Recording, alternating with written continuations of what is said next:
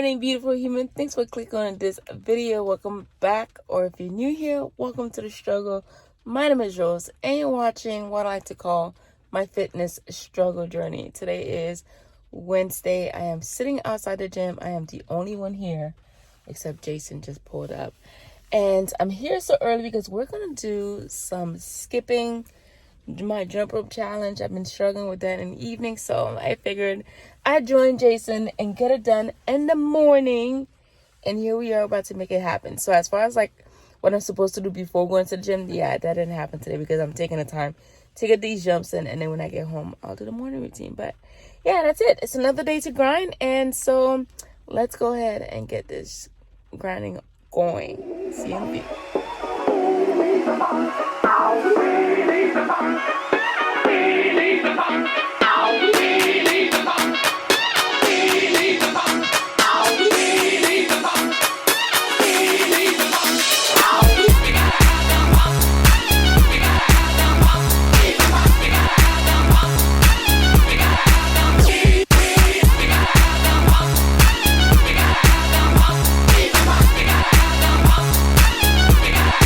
Yeah, baby.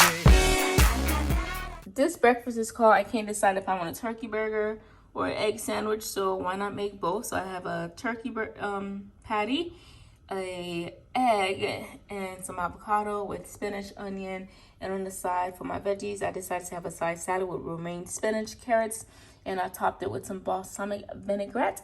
This is meal number one.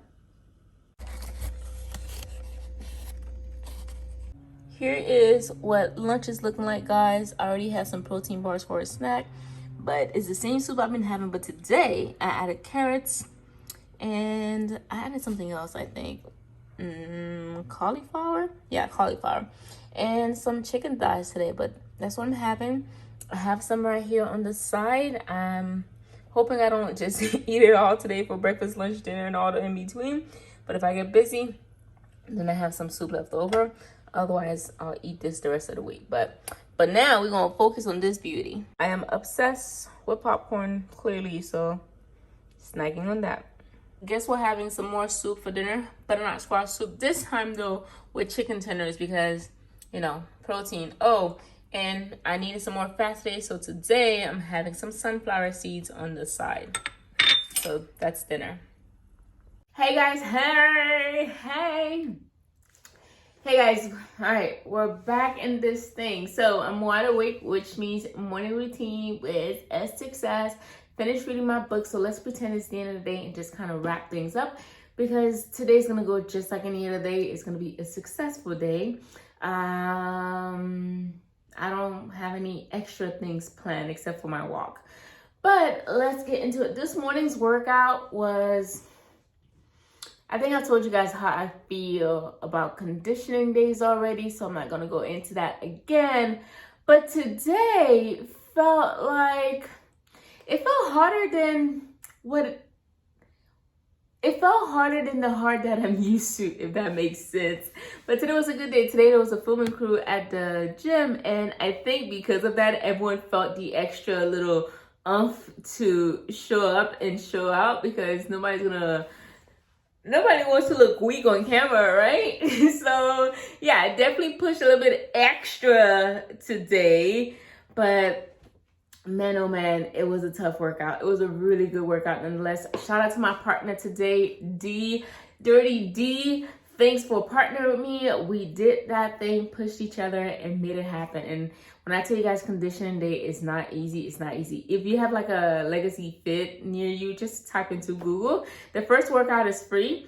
I would recommend definitely trying out on a conditioning day simply because, you know what a strength day looks like. Also too, I guess a performance day would work. So either go on a performance day or conditioning day, I think those will really get you into it. But honestly, if you go on a strength day too, you'll still enjoy it. But definitely check that out. It's a great workout. You know how we got into it? I think I told you guys, I don't know.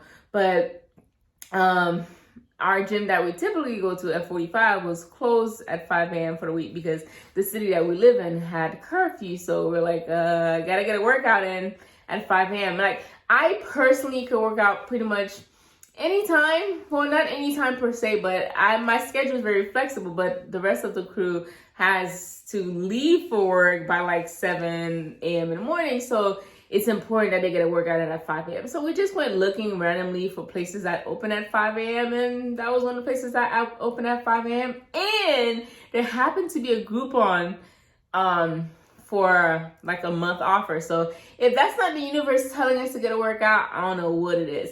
But yeah, that was this morning's workout. And because I woke up at 4, let me tell y'all, I went to bed at 9 p.m. yesterday. 9 p.m. I was on the bed. I was knocked out. And then I woke up before my alarm because I was like, wait, did I set my alarm or did I miss my alarm? Turns out I had 2 more hours of sleep, so I went back to bed. But it was some good sleep.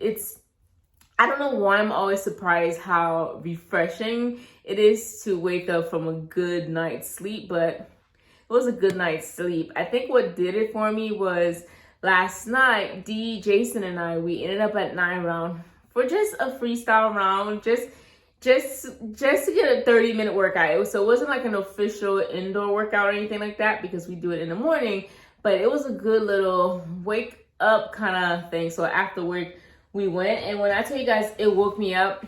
It really woke me up. And then I had to finish my jump rope, which I didn't realize was 1,200, but that got done.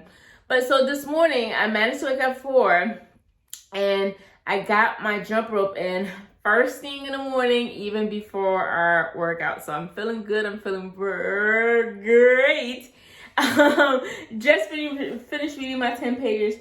So I'll share that with you. These 10 pages are still talking about the mind, and these 10 pages specifically are focusing on the subconscious. By the way, if you're new here, we're reading Think Like a Monk by Jay Shetty, and we're on our way to being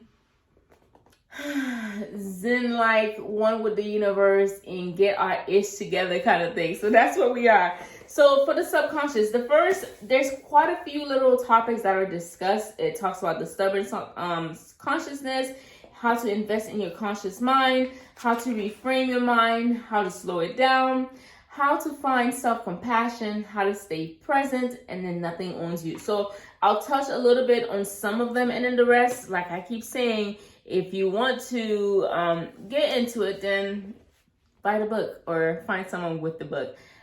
I feel like I'm promoting this book heavily, so don't think I'm getting paid to. The reason I picked up this book was because I don't know if I said this before, but I was scrolling on Instagram when I was in my scrolling days, and I saw a excerpt from Olga's story, and I just added it to my Amazon cart, and that's how I got it. And I'm so glad I did, because even though it does repeat some of the main concepts from books I've read before, there's just some new things in there and some things that I'm forced to think about, and I'm applying it. So that's where we're at with that. Okay, so the first one is the stubborn consciousness. The whole idea here is oftentimes day after day, we're like little machines. We have our routines in place and we do the same thing every single day. And sometimes, well, most times we fail to pay attention. We fail to be aware, and we miss out on things. So the idea was, how many things have you missed out on simply because you're an autopilot? And I know we've been talking about creating a routine and getting your mind, getting things to be like, I don't want to say ABC order, but getting things in order. But there's a difference between having a routine and not being aware. So start forcing yourself to pay attention, to be more aware, so you're not missing out on opportunities. Simple as that. If you change what's in your head, that's how change begins to happen. Every year around this time in particular, in January, people are like, okay, I'm going to go on a weight loss journey. I'm going to do this. I'm going to make this happen. However, they change nothing. If you change nothing, nothing changes, right? Nothing changes if nothing changes. So to make change, you have to get moving. As Einstein said, what did he say? Insanity is doing the same thing over and over again, but expecting different results. So y'all better stop being so insane, sitting on the couch, eating potato chips, eating wings, and thinking, oh, yeah, this is the year I'm going to lose weight. No, you have to consciously make choices that will contribute to the goals that you want. This week, my conscious choice is adding vegetables, fruits, to my main meal. So that's that. The next thing you want to do is start investing in your conscious mind. And what Jay means by that is, he said, too often are we, I guess, kind of like haunted by our past. So yes, you should remember what happened in the past so you don't repeat it. But at the same time, you want to make sure that you're rewiring your brain, you're rewiring your mindset so that you don't repeat those past mistakes, you don't repeat those past offenses. Sticking to the topic of weight loss, if you know that your past lifestyle, like for me during quarantine, was just straight Uber Eats, breakfast, lunch, dinner, snack, whatever meal I felt like, I know that that's something I would have to change this time around to avoid gaining the weight. Or because when I order out, I'm not paying for a salad. I'm not paying for grilled chicken. Unless it's a special occasion like I'm hanging out with my friends. But if it's up to me, I'm not going to order something I can make at home because I'm cheap that way, you know? But yeah, you have to rewire yourself so you can avoid repeating and recreating past pains. And the next thing you want to do is you want to talk to yourself a lot more. Talking to yourself boosts memory and it also boosts your focus. I talk to myself all day long. I work at home, guys, so I don't have any office mates, any colleagues I could talk to, although I wish I did. Like, I like to physically talk to people, but that doesn't happen. So I talk to myself, and then when I talk to myself, it's just me working through things, giving myself little, like, you got this, you can do this, giving myself praise, which is what you should be doing. If you don't love yourself, how do you expect someone else to? Y'all know I love that quote from RuPaul. So love yourself, talk to yourself, boost your ego. Think of your relationship with yourself as like a relationship with the best as a friend. And in the book, he mentions this too. In one of the chapters, this chapter was about this little section was about finding self-compassion. He's like, you know, we say a lot of mean things to ourselves. We look in the mirror, we dislike the way we look, we pinpoint things we want to change. And we go through scenarios or life's challenges, and then we put ourselves down a lot. However, he says, if you were talking to a friend, would you say the same thing? Like, when you see your friend, chances are you're not gonna say, oh my gosh, friend, you look so fat, you need to lose some weight. Or, oh my gosh, friend, you suck at this, you suck at that. You wouldn't tell your friend that. At least I would hope you wouldn't tell your friends that. Now, this is not the same as not being honest with your friend. There's a way to be honest with your friends, and then there's a way to be honest such that you're not deliberately hurting their feelings. So stop deliberately hurting your feelings. Be a little more compassionate to yourself and work this. So instead of saying, I can't do this, say I can do this, and I have the ability, I have the time. And if it's something you need to learn, then go ahead and learn it. But start investing in your conscious mind. And then reframe your mind. Focus on the positives. We mentioned this briefly a couple of days ago or whatever, but when you have a small win, celebrate that. If your goal is 1 gallon a day and you made it to 12 gallons today, as opposed to the 12 cups today instead of the 8 cups you had the day before, that's something to be proud about, because then tomorrow you can set the goal a little bit higher. When you start focusing on all the negatives, you're neglecting, I don't know if neglecting is the right word, but you're dismissing, you're dismissing the value of that new thing that you've done. So make yourself proud, celebrate those proud moments, and be proud of them, boast about them, and focus on your small victories. And then there was a quote I wanted to share with you guys directly from the book. It says this: use awareness of what deep pain really is to keep smaller disruptions in perspective. And when you must face a truly devastating 10, own it and take the time to heal from it. And when I say 10, he has us rate, some life's challenges from a scale from 1 to 10. So for example, losing a job, losing a loved one, a sports injury, a breakup, a missed opportunity, lost pet, prized possession, broken computer. For example, if you work from home and your computer is broken, at that precise moment, you might think, okay, this is a really important issue. It's a 10. But at the same time, God forbid you lose someone you care about.